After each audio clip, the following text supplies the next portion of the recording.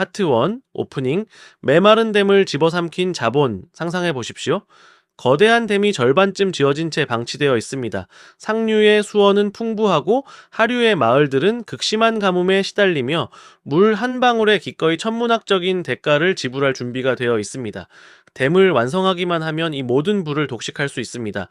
하지만 댐을 짓던 건축가는 시멘트를 살 돈이 고갈되었습니다. 설상가상으로 건축가와 동업하던 투자자는 이제 그만 손을 털고 자신의 원금을 빼달라고 매일같이 압박합니다. 완공만 되면 황금알을 낳을 이 거대한 인프라는 당장의 자금줄이 말라붙는 순간 그저 산 중턱에 흉물스럽게 박힌 거대한 콘크리트 무덤, 즉 매몰 비용으로 전락하고 맙니다. 이 절망적인 교착 상태에서 자본을 트럭 단위로 쏟아부을 수 있는 새로운 지배자가 등장합니다. 그는 댐의 소유권을 헐값에 넘겨받는 대신 동업자의 지분까지 한 번에 사들여 모든 갈등을 종식시키고 댐을 완성합니다. 이것이 바로 자본주의의 가장 차갑고도 우아한 문제 해결 방식입니다. 오늘 리스트럭티드 IC 피드에서는 KKR의 SK 이터닉스 경영권 인수딜의 표면적 밸류에이션이 아닌 그 이면에 설계된 구조적 맹점과 통제 메커니즘을 해체합니다. 파트 2 스트럭처 브레이크다운, 멈춘 시간을 베어먹은 차익거래, SK 이터닉스의 화려한 신재생에너지 파이프라인 규모, ESG 경영, SK와 미래 협업 기회와 같은 포장지는 모두 걷어내겠습니다. 이 딜의 진짜 구조적 동의는 단 하나, 바로 자본 비용의 격차를 이용한 시간과 인허가권의 차익 거래입니다. 신재생에너지 디벨로퍼 비즈니스의 본질은 땅을 찾고 발전기를 세우는 단순한 건설업이 아닙니다. 그것은 극도의 불확실성 속에서 수많은 이해관계자를 돈으로 설득하고 통제하는 지독한 자본 집약적 정치 게임입니다. 초기 개발 단계, 즉 부지를 확보하고 지자체의 인허가를 받아내며 지역 주민의 민원을 보상금으로 잠재우는 과정은 그야말로 현금을 태우는 구간입니다. 매출은 단일원도 발생하지 않지만 엄청난 자금이 선행 투자되어야 합니다. SK 이터닉스는 이 고통스러운 영에서 이를 만드는 구간을 이미 뚫어냈습니다. 해상풍력과 연료전지 발전 사업 허가를 받아냈고 가장 희소한 자산인 한전의 전력망 접속 권한까지 선점했습니다. 하지만 그들의 구조적 병목은 바로 이 다음 단계에서 폭발했습니다. 인허가를 마친 설계도를 실제 발전소로 구현하기 위해서는 수천억 원에서 조 단위에 이르는 프로젝트 파이낸싱이 필요합니다. 그러나 것이 경제의 고금리 기조와 부동산 PF 부실 여파로 자본시장은 얼어붙었고 브릿지론의 금리는 프로젝트의 내부 수익률을 갉아먹는 수준을 넘어 사업 자체를 붕괴시키는 임계점에 도달했습니다. 모기업인 SK 디스커버리와 SK그룹 본체, 역시 전사적인 리밸런싱과 인겨 현금 흐름 악화로 인해 자회사의 조단위의 에쿼티를 수혈할 여력이 전혀 없었습니다. 여기에 더해 재무적 투자자인 한행컴퍼니의 엑시트 타이밍이 도래하면서 동반 매도참 여건이라는 거버넌스의 족쇄가 채워졌습니다. 경영진은 자금을 조달하고 싶어도 주주 간의 이견과 얽히고 설킨 권리 관계로 인해 단 한 발자국도 나아갈 수 없는 치명적인 교착 상태에 빠진 것입니다. 글로벌 사모펀드인 KKR은 바로 이 구조적 균열을 정확히 보았습니다. KKR이 노린 것은 단순한 주가 상승이 아닙니다. 그들은 자본이 없어 멈춰버린 시간을 샀습니다. KKR의 거대한 기후 펀드가 보유한 막대한 미소진 자본은 이 딜의 성격을 근본적으로 바꿉니다. KKR은 고금리의 타인 자본에 의존하며 브릿지론의 만기 연장에 목을 매는 기존의 나약한 디벨로퍼 모델을 폐기합니다. 대신 펀드 레벨의 압도적인 에쿼티를 파이프라인에 직접 넣어 초기 건설 비용을 자체적으로 감당해 버립니다. 이는 조달 리스크라는 가장 큰 불확실성을 단번에 소거하는 폭력적이지만 가장 확실한 해결책입니다. 더욱 중요한 것은 거버넌스의 일원화입니다. KKR은 SK 디스커버리의 지분만 인수한 것이 아니라 골칫거리였던 한엔컴퍼니의 지분까지 프리미엄을 얹어 일괄 인수하는 구조를 짰습니다. 총 43.5% 이상의 압도적 지분을 확보함으로써 거추장스러운 이사회 내의 마찰을 완벽히 제거하고 독단적이고 신속한 자본 배치를 가능하게 만들었습니다. 파편화된 주주 구성을 단일화하여 의사결정의 지연을 없애는 것, 이것이 구조 설계자가 밸류를 창출하는 첫 번째 액션입니다. 이렇게 자본의 동맥 경화가 해결되고 발전소가 상업운전을 시작하는 순간 비즈니스의 단위 경제성은 폭발적으로 뒤집힙니다.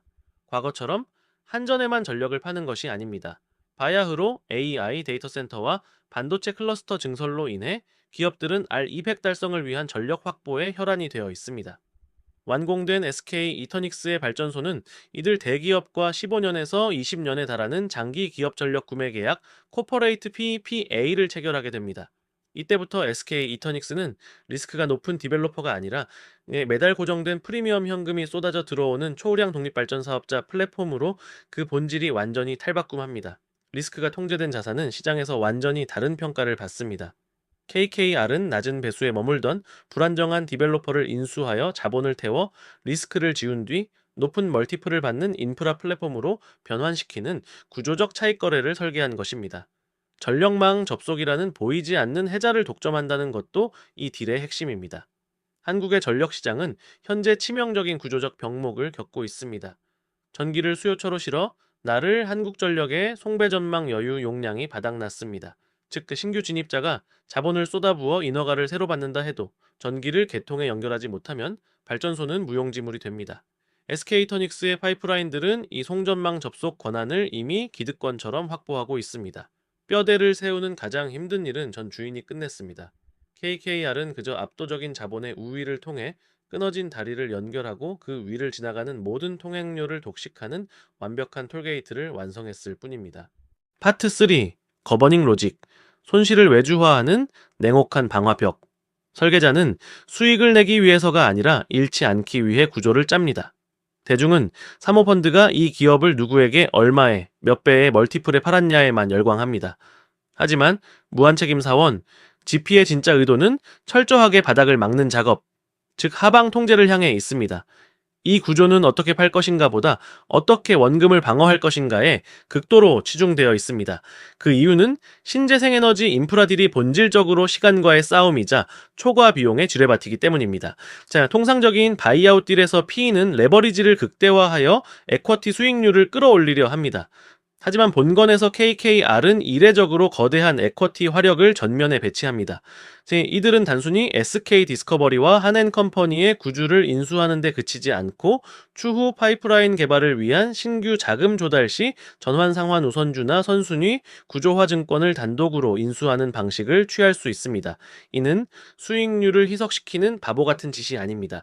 이들의 첫 번째 하방 방어선은 바로 자본 구조의 최상단을 점유하는 것입니다. 만약 최악의 시나리오가 발생하여 특정 프로젝트가 디폴트에 빠지더라도 펀드는 청산우성원을 발동하여 매각 대금이나 잔여 자산을 일반 주주보다 먼저 원금 이상으로 회수해 나갑니다. 모기업의 유동성 위기 탓에 후순위로 밀려나 옴짝달싹 못하던 기존의 취약한 자본 구조를 완전히 갈아엎고 자신들의 자본에 절대적인 우선권을 부여한 것입니다. 두 번째 방어선은 위험의 완벽한 외부 정화입니다. 해상 풍력과 같은 메가 프로젝트의 가장 큰 적은 공기 지연과 자재비 폭등입니다. 즉 KKR은 이 리스크를 펀드나 대상 회사가 짊어지게 두지 않습니다. 이들은 압도적인 자본의 협상력을 바탕으로 시공을 맡을 이 PC 업체들과 타이트한 수준의 턴키 계약을 맺습니다. 공사비가 예산을 초과하거나 상업운정해 시 COD 일정이 하루라도 지연될 경우 그로 인해 발생하는 막대한 이자 비용과 예상 매출 손실을 지체상금이라는 명목으로 시공색에 100% 전가합니다. 즉 펀드는 자본만 대고 현장에서 발생하는 진흙탕 싸움의 재무적 타격은 외주화하는 완벽한 방화벽을 세우는 것입니다. 세 번째 방어선은 과거의 유령을 지우는 작업입니다. 국내 신재생에너지 디벨로퍼들이 인허가를 따내고 어업권 등 주민 수용성을 확보하는 과정은 종종 회색지대를 동반합니다. 불투명한 보상금 지급이나 지역 유지와 같은 세력과의 이면 계약 등은 훗날 글로벌 PE의 컴플라이언스를 파괴할 수 있는 치명적 뇌관입니다. 설계자는 이 리스크를 매도인에게 철저히 넘깁니다. 진술 및 보장보험을 대규모로 가입하고 매각 대금의 상당 부분을 에스크로 계좌에 장기간 묶어둡니다. 만약 인수 후 과거의 불법적 관행이나 우발 채무가 튀어나오면 펀드의 손실은 이 에스크로 계좌에서 즉각 차감됩니다. 결국 이 구조는 펀드가 부담해야 할 리스크를 시공사, 매도인, 보험사로 전가함으로써 자본의 절대적 안전지대를 구축하는 세섭입니다. 하지만 아무리 완벽하게 설계된 방어벽이라도 거시적 차원의 연쇄 붕괴 앞에서는 무력해질 수 있습니다. 이 구조적 취약점이 외부 요인과 만났을 때 밸류에이션이 어떻게 붕괴되는지 그 치명적 뇌관들을 직시해야 합니다. 첫 번째이자 가장 압도적인 딜 브레이커는 바로 전력 개통의 물리적 한계입니다. SK 이터닉스가 수백 메가와트의 발전 허가를 쥐고 있고 KKR이 수조 원의 에쿼티를 장전하고 있다 한들 만들어낸 전기를 실어 나를 송전망이 없다면 이 모든 것은 산 중턱의 고철 덩어리에 불과합니다. 현재 한국전력은 천문학적인 누적 적자로 인해 국가 단위의 송배 전망 확충을 사실상 포기하거나 무기한 지연시키고 있습니다. 만약 핵심 파이프라인이 위치한 호남이나 제주 지역의 개통 접속이 한전의 예산 부족으로 3년, 5년씩 밀린다면 어떻게 될까요? 인허가를 받은 프로젝트는 좌초자산으로 전락합니다. 브릿지론의 이자는 복리로 눈덩이처럼 불어나며 에쿼티를 태워버립니다. 캐시번 속도가 통제 불능에 빠지면 펀드가 주입한 자본은 인프라가 아닌 이자를 갚는 데 쓰이는 폰지적 구조로 변질됩니다. 두 번째 뇌관은 단위 경제성의 역전, 즉 LC, OE, 균등화 발전 단가와 전력 판매 단가의 스프레드 붕괴입니다. 최근 글로벌 공급망 교란으로 해상 풍력 발전이 터빈 가격과 특수 설치선, WTIV의 용선료가 폭등하고 있습니다. 자본 지출 인플레이션 속도가 전력 판매 단가, PPA 및 SMP 상승률을 초과하는 순간 프로젝트의 내재 IRR은 펀드의 요구 수익률 밑으로 추락합니다. 정부가 물가 안정을 핑계로 전력 도매 가격 상한제를 강제하거나 REC, 신재생에너지 공급인증서 가중치를 불리하게 변경하는 규제 리스크가 발현되면 이 역전 현상은 돌이킬 수 없는 확정적 손실이 됩니다. 이러한 파열음은 단일 프로젝트의 실패로 끝나지 않습니다. 거대한 플랫폼 베팅에서는 단 하나의 메가 프로젝트에서 기한 이익 상실이 발생해도 끔찍한 나비 효과를 부릅니다. 디폴트 꼬리표는 플랫폼 전체의 신용 등급을 끌어내려 멀쩡하게 돌아가던 다른 우량 발전소의 리파이낸싱 금리마저 폭등시킵니다. 수익성의 핵심인 영업 레버리지 효과가 이자 비용의 레버리지 효과로 뒤바뀌며 펀드의 수익을 완전히 잠식하게 됩니다. 아이러니하게도 현재 SK이터닉스의 진짜 캐시카우이자 이 거대한 붕괴를 막아줄 방파제는 화려한 해상풍력이 아니라 당장 수요처 인근인 수도권에 개통 지연 없이 즉각 꽂아 넣을 수 있는 연료전지 부문일 것입니다. 풍력의 지연 리스크를 연료전지의 즉각적인 현금 흐름으로 상쇄하는 아슬아슬한 줄타기, 이것이 이 딜에 숨겨진 가장 서늘한 진실입니다. 파트 4. 사이드게이트 애플리케이션. 거대 자본의 도면 훔치기. 이 거대한 조단위 인프라 딜의 해체를 그저 남의 집 잔치나 무용담으로 소비하고 끝내면 안 됩니다. 이 영상의 존재 이유는 명확합니다. 앞서 우리가 낱낱이 해부한 KKR의 거시적 금융 구조를 당신이 속한 이종 산업이나 개인의 마이크로 비즈니스에 어떻게 훔쳐오고 이식할 것인가. 만약 제가 자본이 부족한 주니어 설계자이거나 개인 딜룸을 구축하려는 마이크로 GP 혹은 IT와 콘텐츠 산업에 종사하는 창업자라면 이 SK 이터닉스 딜의 거버닝 로직과 위험 전가 메커니즘을 매핑하여 자신만의 판을 짜겠습니다. 가장 먼저 찾아내야 할 타겟은 완성 직전에 자본이 말라버린 자산입니다. 거시 경제에서 이것이 뼈대만 올라간 해상풍력 발전소였다면 미시 경제에서는 개발이 90% 완료되었으나 마케팅 비용이 없어 런칭을 못하는 서비스형 소프트웨어 프로덕트, 초기 구독자는 모았으나 운영 자금이 고갈되어 번아웃에 빠진 뉴스레터 미디어 혹은 훌륭한 레시피를 가졌지만 동업자 간의 불화로 폐업 직전에 몰린 FN 비매장일 것입니다.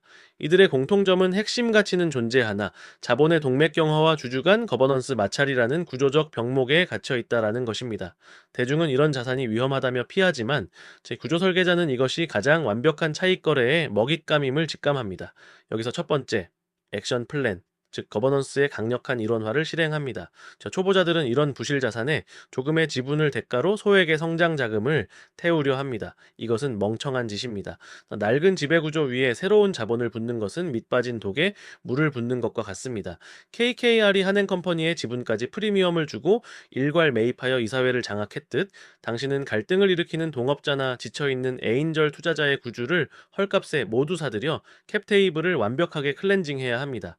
의사결정의 마찰을 0으로 만드는 것, 당신이 유일한 통제권자가 되는 것, 이것이 마이크로 바이아웃의 시작입니다. 두 번째 액션 플랜은 위험의 외부 전가와 에스크로 세섭입니다. 인프라 사모펀드가 시공사의 초과, 비용 리스크를 지체 상금으로 묻고 매도인의 우발 채무를 에스크로 계좌로 방어하듯 당신도 인수하는 타겟에 숨겨진 리스크를 절대 당신의 대차 대조표로 가져오면 안 됩니다. 만약 소프트웨어를 인수한다면 핵심 개발자에게 잔여 개발을 완료하고 치명적인 버그를 잡아내는 것을 조건으로 매각 대금의 30%를 에스크로에 묶어두십시오. 지정된 상업 운정회 시, 즉 정상 런칭 일정을 지키지 못하면 그 에스크로 대금을 차감하여 당신의 손실을 방어하는 혹독한 턴키 조항을 삽입해야 합니다. 과거의 저작권 침해, 미납 세금 혹은 허수 트래픽 같은 레거시 리스크는 철저하게 구주주의 책임으로 전가하는 진술 및 보장 구조를 계약서에 박아 넣어야 합니다. 설계자는 수익을 쫓기 전에 하방을 콘크리트로 막습니다. 세 번째 액션 플랜은 비즈니스 모델의 전환입니다. 디벨로퍼의 불안정한 수익 구조를 독립 발전 사업자 IPP의 구독 모델로 바꾼 그 마법을 그대로 적용하십시오. 알고리즘에 의존하여 매달 수익이 요동치는 유튜브 채널을 인수했다면 조회수 기반의 애드센스, 전력 도매 가격 SMP에 해당의 목을 매는 짓을 당장 멈춰야 합니다. 대신 특정 타겟팅을 원하는 기업 고객과 코퍼레이트 PA에 해당하는 1년 단위의 장기 브랜디드 콘텐츠 공급 계약을 체결하십시오. 사스 기업을 인수했다면 일회성 라이선스 판매를 전면 중단하고 철저한 B2B 연간 구독 모델로 전환하여 현금 흐름의 가시성을 확보하십시오. 이렇게 불안정한 단발성 수익을 예측 가능한 장기 구독 모델로 전환하는 순간 당신이 인수한 자산의 내재 가치와 엑시트 멀티플은 2배, 3배로 폭발적으로 팽창합니다. 결국 자본이 없는 주니어도 이종 산업의 기획자도 이 구조에 언어만 완벽하게 장착한다면 누구나 판을 엎을 수 있습니다. 거버넌스를 장악하여 병목을 뚫고 계약의 기술로 리스크를 매도인에게 던지며 단위 경제성을 고정 수익 모델로 전환하여 밸류에이션을 리레이팅하는 것. 이 메커니즘을 당신의 개인 딜룸에 이식하십시오. 그것이 당신을 단순한 실무자에서 구조를 지배하는 진정한 아키텍트로 만들어줄 유일한 무기입니다. 파트 5 클로징 문을 설계하는 자. 요약하자면 KKR의 SK 이터닉스 인수는 단순한 친환경 베팅이 아닙니다. 자본의 절대적 우위를 통해 시간의 지연을 차익거래로 바꾸고 파편화된 주주 간의 거버넌스를 일원화하여 의사결정의 병목을 파괴하며 철저한 위험 전가와 장기 전력 구매 계약을 통해 부실한 디벨로퍼를 고수익 인프라 플랫폼으로 변환시킨 구조 설계의 마스터 클래스입니다. 이 구조를 이해한다고 해서 조단위 인프라 딜의 탑티어 사모펀드 리그에 들어갈 수 있는 건 아닙니다. 대신 이 구조를 이해하면 스스로 신디케이트를 설계할 수 있습니다. 우리는 정보 소비자가 아니라 구조 설계자입니다. 우리는 문 앞에 서지 않습니다. 우리는 문을 설계합니다. 스트럭처 신디케이트, 리스트럭티드, IC, 피드, 엔드